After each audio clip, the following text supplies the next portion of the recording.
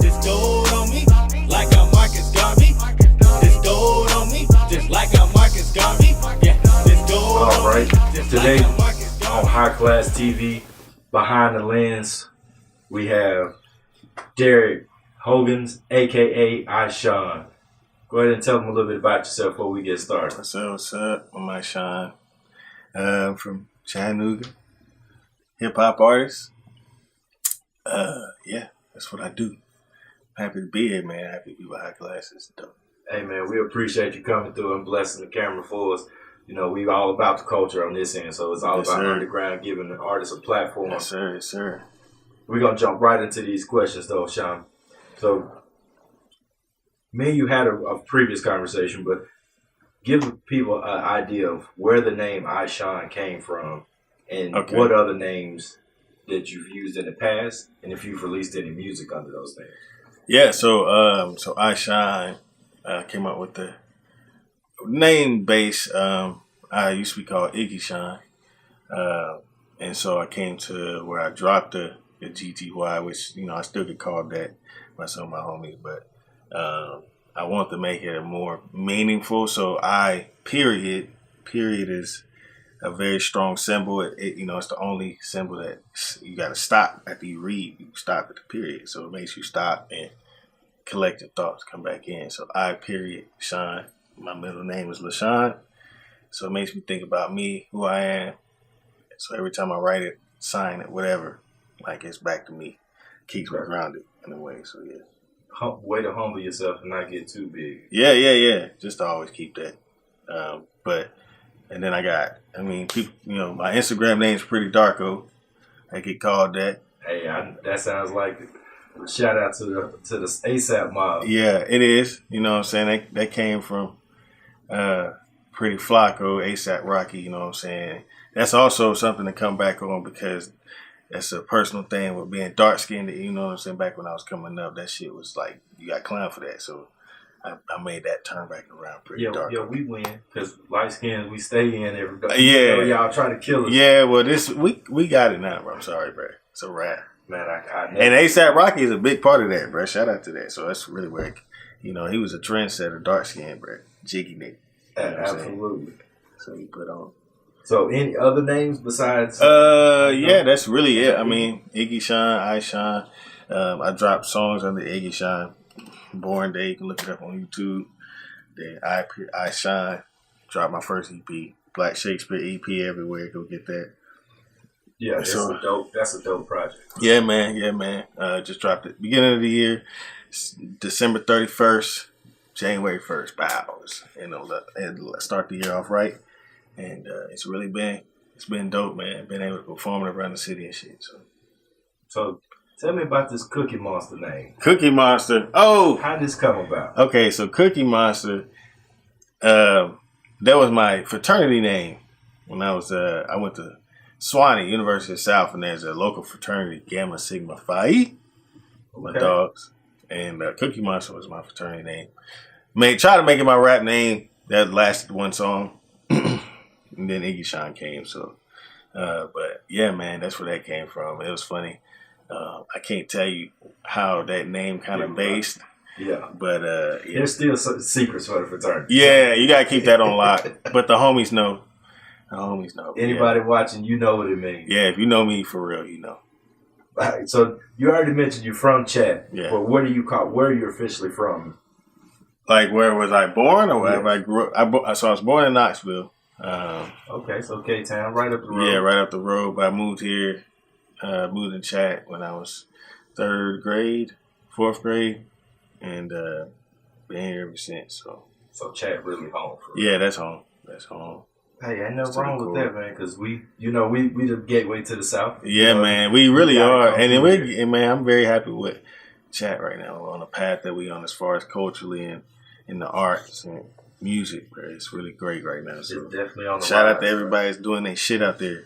Absolutely. See y'all, man. I'm trying to show love to everybody every chance I get. So as far as your music goes, how do you place it in the world of hip hop? Like, and what would you compare it to? So I mean, I've kind of try to do a little bit of everything, to be honest with you. My first real mixtape, I did some really like South shit with my homie Will East from New Jersey. We call it Proper Pimp Guidance. Okay. And then after that, you know, I'm from Chat. I'm from the South, so I'm influenced by that. So, but I'm also like influenced by, you know, making some lyrical shit, making some conscious shit, making some hip hop to the core shit. So I try to blend those, and wherever that lines up and fits, that's where I think it will fit at. See, that sounds good, because that means you're not fitting yourself into a box. No, I'm not trying to fit myself into no box, man. I'm just trying to make art, you know, shit that people fuck with.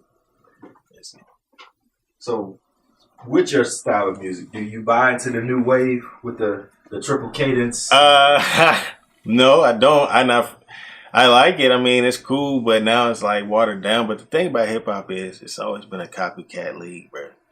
Like, I remember when Future Flow got stolen, Wayne Flow was getting stolen. And, you know, you can always catch a nigga stealing the flow. Big Sean shit was stolen for a long time.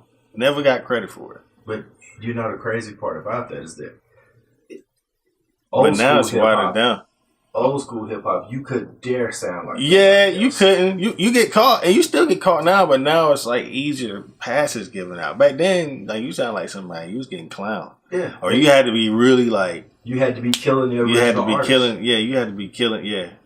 So man, see, and that's what I miss about the original hip hop. Yeah, I mess with some of the new wave, but with the competition, exactly the competition of sounding different, doing something different. Yeah, nobody trying to be different. They ride waves, bro. I'm trying to be different though. I can do the triple cadence, I can do that, but it's not what I'm trying to. I want to be a Southern nigga that's like, you know, one of a kind. You know, kind of like an Andre 3 Stack. Like them, you don't think about them niggas being Southern niggas. Like Childish Gambino, you don't think about him being from Atlanta. No.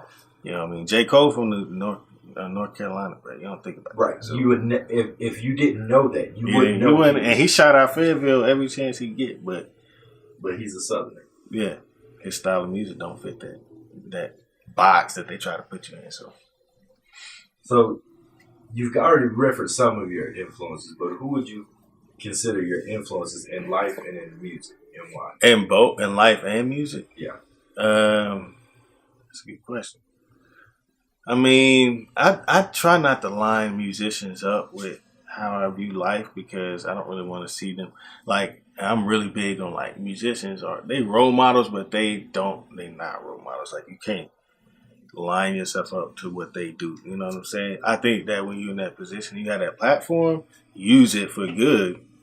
But at the same time, like, we shouldn't be expecting Kodak Black. He from the streets, bro. You know what I'm saying? Like, we shouldn't be expecting these niggas to be role models. So I try not to line that up. But I mean, I think, you know, you can kind of take good shit from everybody, man. I try to, you know, I can't think of anybody rapper life-wise that I would try to emulate. I mean, the niggas that's doing what they, like J. Cole and Kendrick, that's with their girls and shit, like, I'm with my girls, so I'm not really trying to emulate that. That's just what I'm like that. You can look in the mirror and see that in real life. Yeah, that's not, you know what I mean? So it's cool. I look up to what they do as a craft, but life-wise, I mean, I don't know. I try to by my own drum a little bit on that. Okay. I don't like to be fit in a box on that either. You know? See, I'm not mad at it because that means you're blazing your own trail. Yeah, man. Walking nobody else's path. Yeah. All right, so we got to the bottom of your influences, but let's see. So, if you could meet anybody, dead or alive, who would it be and why? Meet anybody dead or alive? Time frame? Anybody? Anybody that's ever walked this way? At a certain time, or just I can just go down to eat dinner with them at a certain time? Your parameters. All right. At any point. Yeah, I think so. I would like to sit down with Malcolm X after he came back from Africa. See where his head was at. That's one of our strongest minds, I think. So, he changed his and I feel like that was Islam Yeah. He changed his whole perception on a lot of things. So it'd have been cool to talk to him and kind of see where he was at, because ultimately that changed how he carried himself, and that ultimately changed how people viewed him. So And then also I would like to talk to probably Muhammad Ali, you know, right after he got out of jail, just to see where his head was at. You know what I mean? Kind of where like he stood for his principles, but that ultimately like was a punishment for him because he had to go to jail and he had to get his title stripped away. So it's crazy, but you know, I would like to talk to him. It's kind of like what Colin Kaepernick probably feel. Now, even though Cap, he doing well, man. But I just know, you know, they took football away from this nigga, bro. It's crazy that you mentioned Cap because I stand with Cap from the beginning. Bruh, and I'm military. You know what I'm saying? You military. Too. Yeah, you see what I'm saying? And I had to explain it. I had to explain this. I remember I sat down with this dude, white dude, and he was like, "How can you know, Cap?" And I was like, "Bro, listen to me. I know what that flag mean to people. You know what I'm saying? Like, you know, I know what that mean. Like, people go in their grave with that flag in military. So that's a big thing for military. Right. But the flag is not only for military. When there's people that will never see the military, that have to say the Pledge of Allegiance in school, have to see the flag. What does that look like to them? What does that look like to a black boy? You know what I'm saying? Right. He's standing for them. And y'all gotta understand that that's part of what we fight for, is the freedom to do that.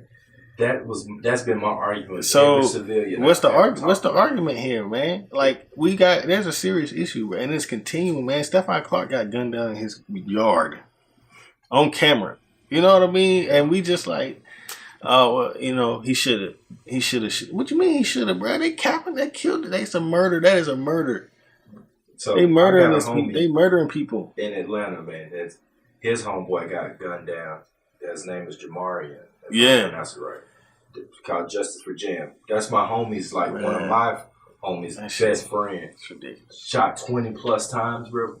For you what? Can't tell me that's not overkill. That's super overkill. And the craziest part about it, not only my military, I was also a military cop. That was my job. Yeah. So I know what the use of force continues to look like. I don't care if I'm terrified. Man. You don't just gun. You are trained to control that atmosphere. Absolutely. That is what you're trained. Your job is to do that. My dad was a cop, bro. So I know. And that's why I'll always. That's why. Yeah, man.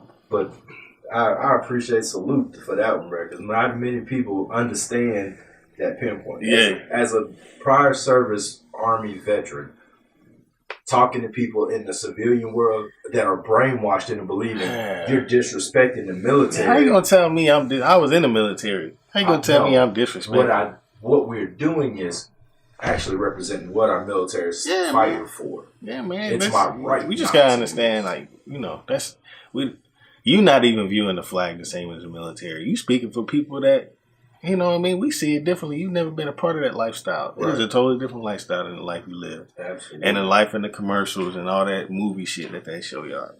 You know, it is what it is. But yeah. So yeah, man, that's the two out probably. Malcolm X, Martin Luther King. Shit, throw Cap in there. But we'll sit all three of us sit down. Sitting down to do a round table. Have a round table talk. So no guard. Of course, Marcus Garvey. Yeah, I mean, dead or alive, anybody. That's true. I would like to talk to Garvey too. Man, that's not because there's a lot of people I would like to talk to. So, like, Garvey's definitely in there. That's why it's a deep thinking question, because you got to think, like, who would you really want to sit down and spend time with? I feel like Marcus Garvey is very needed right now.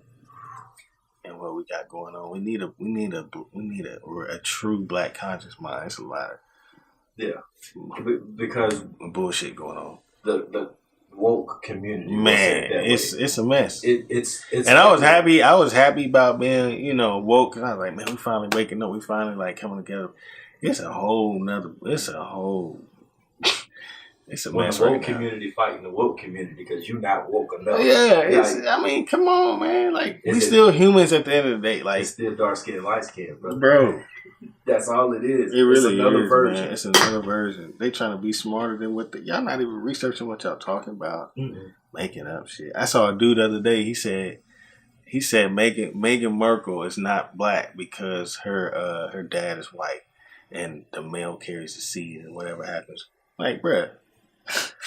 See, that would be somebody I would literally walk away from and not waste my conversation. Bro, I was like, bro, so you mean to tell me that black woman that you champion as a woke nigga carries this baby for 9 months? And it's not black? Because it didn't come from the father who only had to have sex with the woman and that's it? Didn't have to carry it? No, didn't have to feed it. Didn't have to nurture it in his body. Nothing.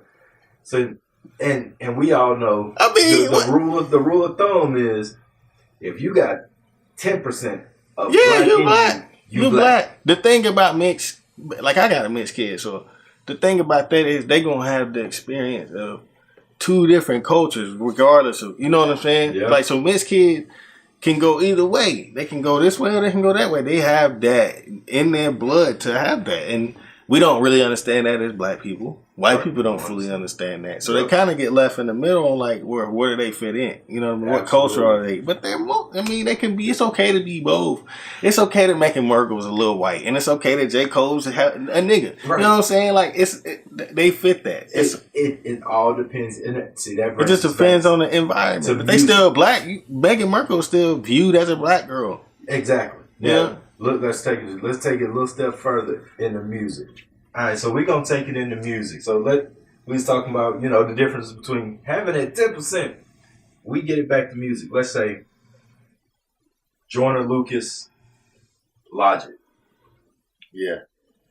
Both are mixed. Both are biracial. Yeah. Black and white. I like the whole Logic discussion. Actually. But until just recently, people didn't even know Logic was mixed.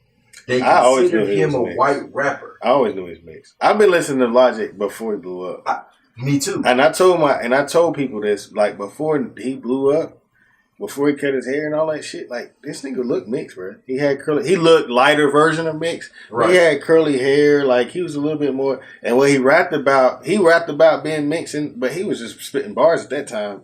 He do it now, but his image is so based around that now is because he looks whiter now.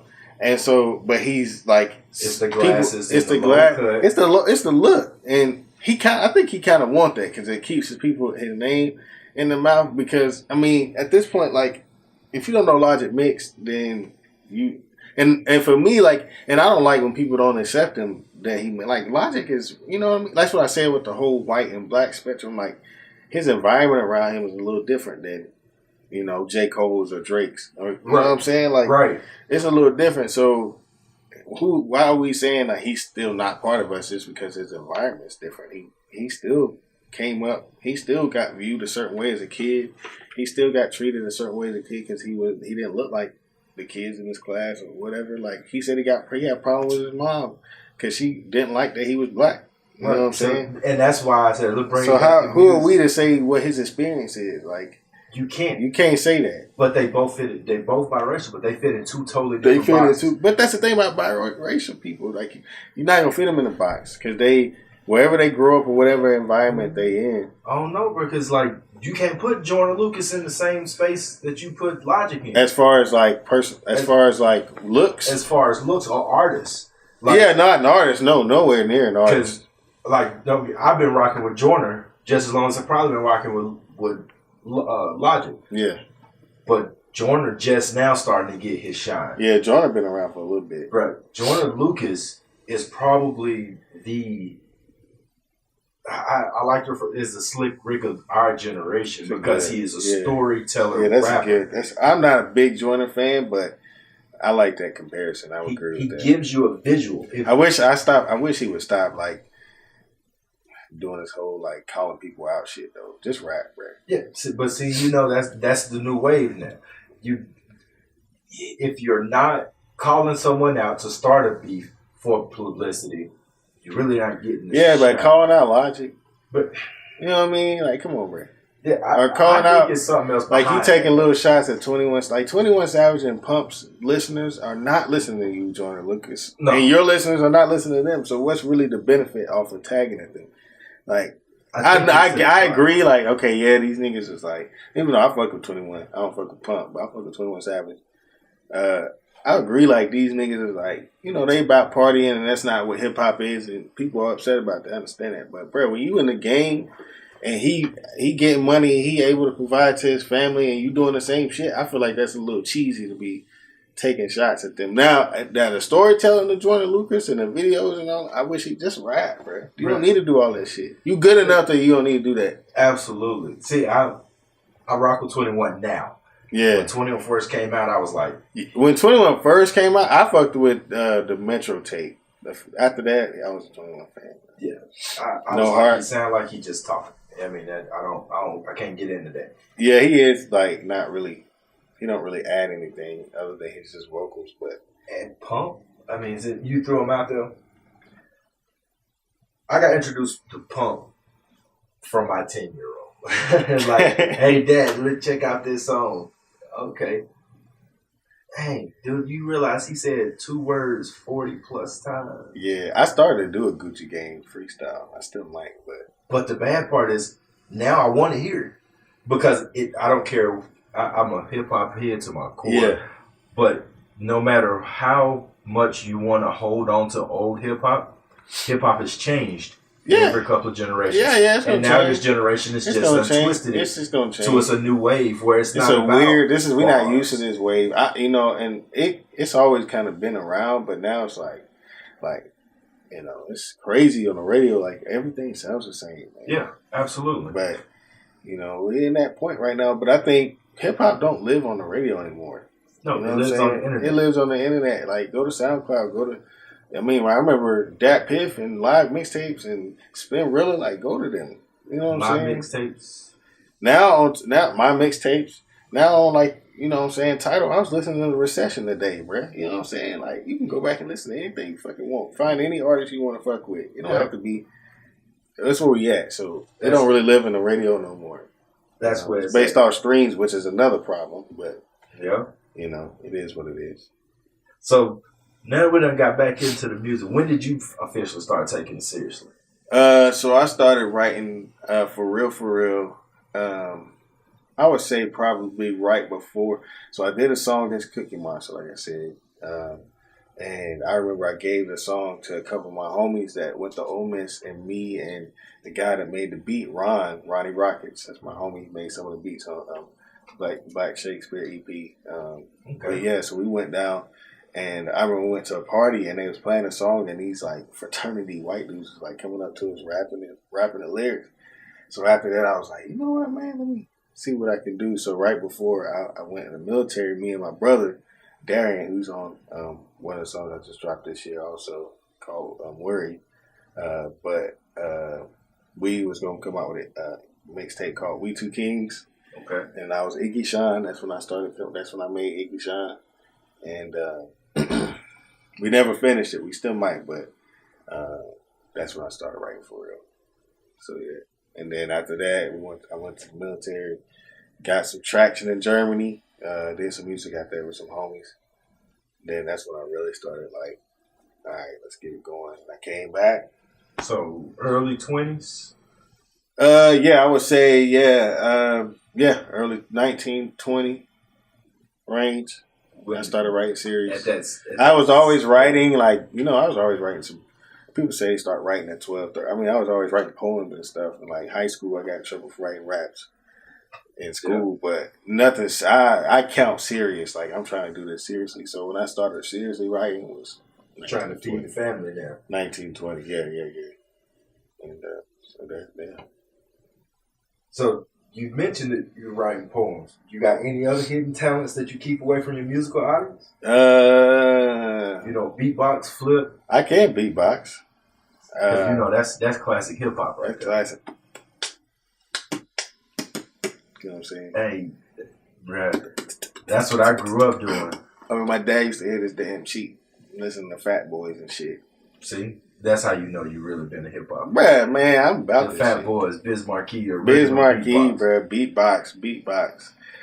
Fucking Run DMC is still, like, I'm going to get that vinyl type once I get my collection going type shit. Got to. I'm going to get King of Rock. I'm going to get fucking Raising Hell. I'm going to get them shits. Niggas don't know about that. No, bro, because they too. You mention somebody like Fat Boys and they be like, who? Who is Fat Boys? My dad made me come on. Like, I remember LL Cool J Walking with the Panther was like cassette. He had all the cassettes. He got robbed when he was like 93. And the niggas took his cassettes. That's it. They didn't take the car. That's how valuable the cassettes were. Bruh, he had all of them, bro. He's still mad about that to this day. It's been 30 years ago. 93. Yeah. He should be mad. I'd be tight.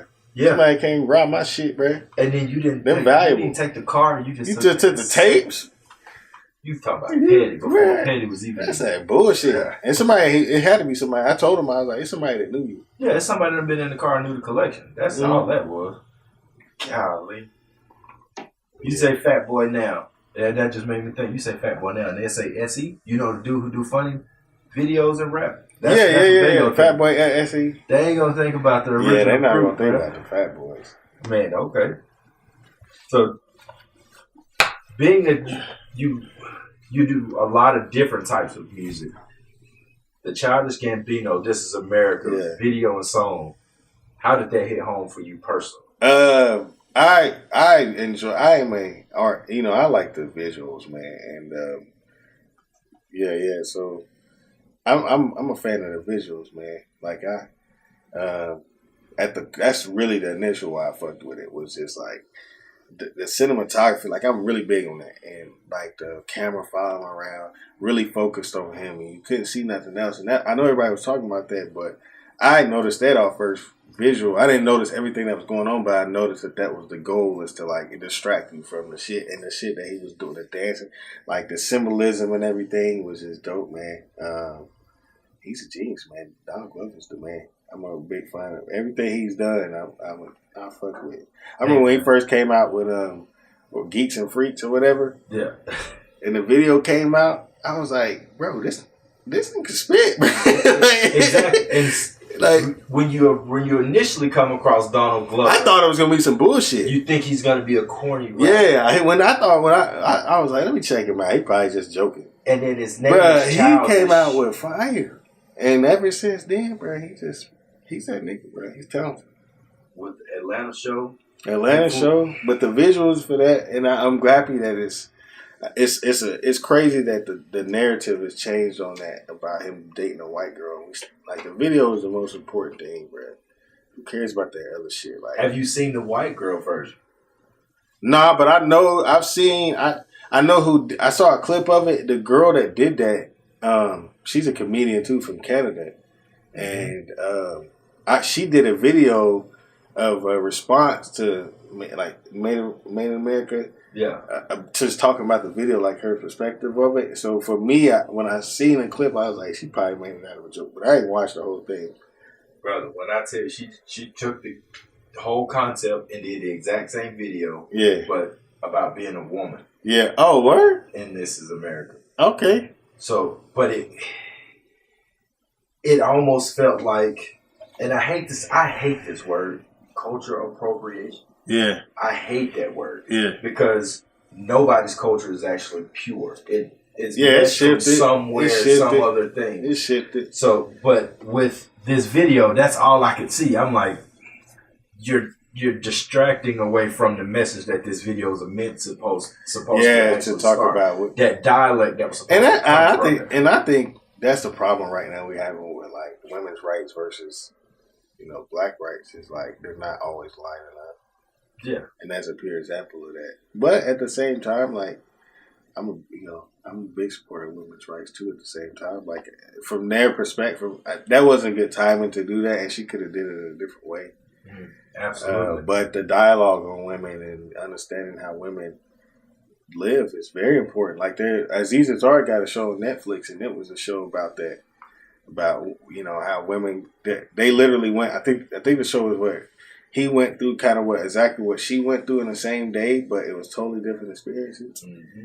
And it was cool. It was cool to see that. Like, and that's don't get me wrong. I'm a big supporter of women's rights, and I feel like women should be treated equally across the board. Yeah. But in the space that video dropped, you pulled it away from. You pulled the discussion away from because a lot of people watched the video, especially the younger generations, and all they seen was the block boy. They seen the nay. They seen him just having a good time. Yeah, and that was the point. That's part of the video. That's the newer wave. That's what they seen. It's that distraction. But then if you stop and open, as we say, your third eye and actually watch the video, you see all kinds of chaos going on.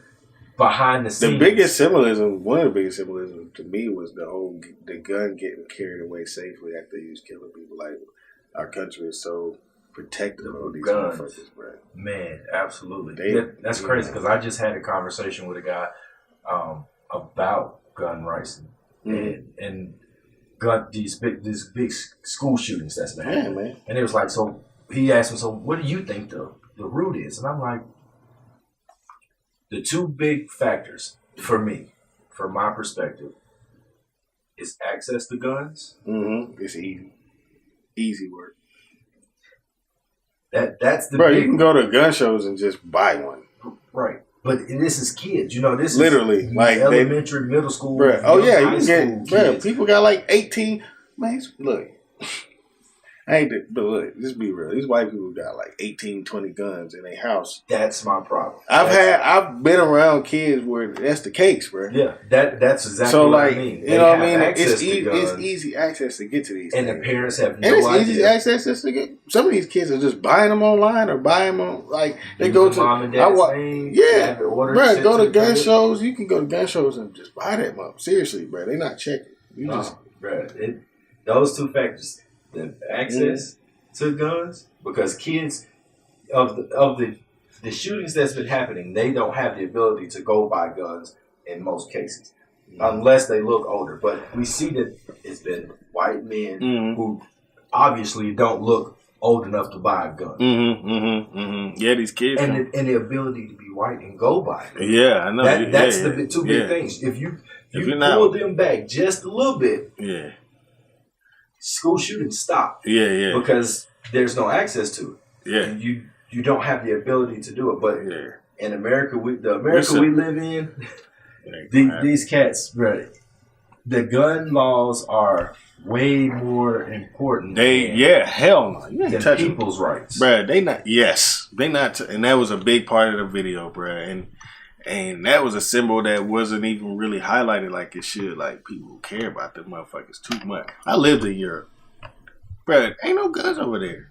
For real. Knives. They got knives. My wife was scared of, like, people coming and pickpocketing. She was, like, so protective of me. Like, people get, like, Christina, like, you know, in the States, they come pull a pistol out on you and rob you. Like, right.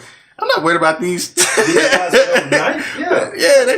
just come in and pull it out. It sucks, they gonna take my wallet and go. It's better than getting pulled up on. Give me that. Come out them shoes, bro. Yeah, it's better than that. Let me get them J's off your they don't care about that. Run your pockets, whatever you got. This shit, they love them shits out here, bro. It ain't going away no time soon. No, and don't get me wrong. You know, especially I don't think they should even go away. You know, it's cool to have the right to have them for protection. I think it's very important, but you don't need a damn AK. You don't need a damn AR. That's where I was going. Being prime military. What the fuck you need the military weapons for, bruh? And they try to say, "Oh, we use them for hunt." No, you don't. You're not using them goddamn. Why? Why are you using a semi rifle for hunt? You can't shoot. That's not hunting, bruh. You spraying them, bruh. I'm telling you, what kind of hunting is that? With you now, I don't. You just like having it. You can buy it. You can have all of them you want. Regulate that magazine. Regulate that. Yeah. You don't need, if you're using for hunting, you don't need more than 10 shots. Yeah. If you do, you shouldn't be shooting. You shouldn't be shooting, bruh. That's how I feel. But I got a homie, like, right now in Georgia. He hunts with an AR-15. Wow. He shoots 2-3 rounds and he goes deer hunting. Oh, okay. But he's lining up a shot, bang. That's it. He's not out there just. Man, that's something. Yeah, man. I mean, but you don't need no damn a hunting rifle that fires the same round. Mm-hmm. So why do you need something that looks so aggressive to do the same shit? A deer? You just like having it makes you feel powerful. Make you feel powerful. But man, other than that, we gonna wrap this one up. Yeah. It's been my pleasure, brother. Yeah, man. Hey, look, so let's real quick, music. Black Shakespeare EP, go get that. Spotify, Tidal, SoundCloud, Apple Music, on everything. Even on Spinrilla. Go get it. I'm working on, we just dropped Issago. We about to do the Issago video. Set it off Issago with Sunny Boy Cage and Slade. Just dropped that. Go get that. It's from everywhere. And I'm starting to work on some newer shit. And so look out for that. And yeah, man, we in it. I'm gonna be around the city performing all summer. Follow me on I.Sean, Facebook, Instagram, Pretty Darko, PrettyDarko. Holla at your boy. And it's a wrap, brother. Appreciate that.